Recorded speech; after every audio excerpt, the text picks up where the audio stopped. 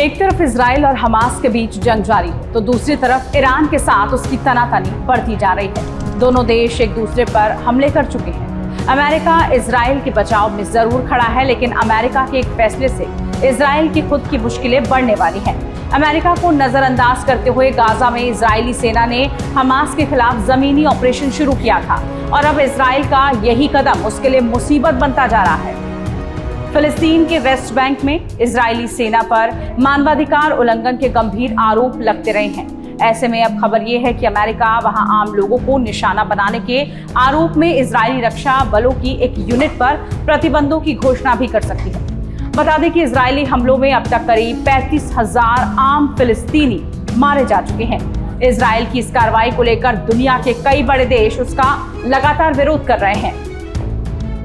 अगर America Israeli रक्षा बलों की एक यूनिट पर प्रतिबंधों की घोषणा करता है तो ये किसी इजरायली सैन्य टुकड़ी के खिलाफ बाइडेन प्रशासन की पहली कार्रवाई मानी जा रही है। इजरायली सेना की इस टुकड़ी का नाम नेतन्याहू यहूदा बटालियन है। मीडिया रिपोर्ट्स के मुताबिक लीही कानूनों के तहत नेतन्याहू यहूदा सैनिक अमेरिकी सैनिकों के साथ प्रशिक्षण नहीं ले पाएंगे या अमेरिकी फंडिंग के साथ किसी भी गतिविधि में भाग नहीं ले पाएंगे।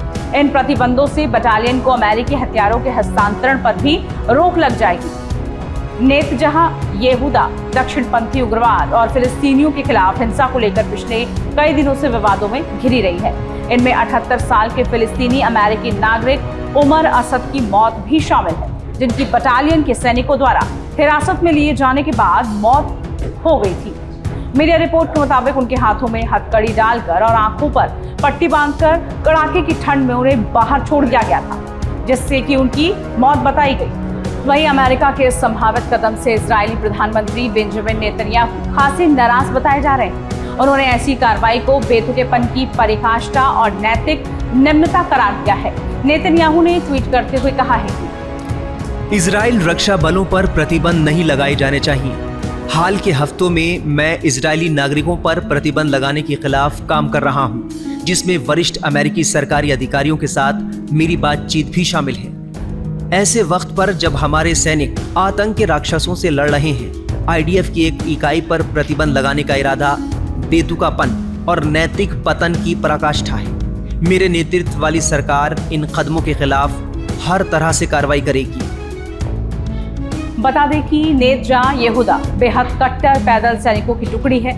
इसमें सिर्फ ऐसे ही सैनिक शामिल होते हैं जो अपनी मान्यताओं से समझौता किए बिना स्वतंत्र रूप से फोर्स की सेवा कर सकते हैं। इन सैनिकों को महिला सैनिकों के साथ बातचीत करने की अनुमति भी नहीं है और उन्हें धार्मिक अध्ययन और प्रार्थना के लिए अतिरिक्त समय भी दिया जाता है।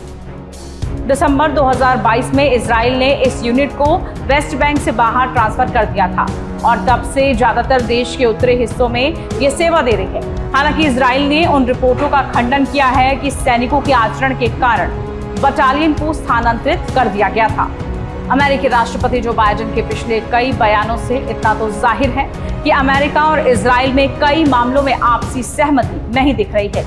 ईरान के हमले के बाद अमेरिकी राष्ट्रपति जो बाइडेन ने बेंजामिन नेतन्याहू से साफ कहा था कि अगर इजराइल की ओर से ईरान पर जवाबी हमला होता है तो अमेरिका इसमें तेल अवीव की मदद नहीं करेगा।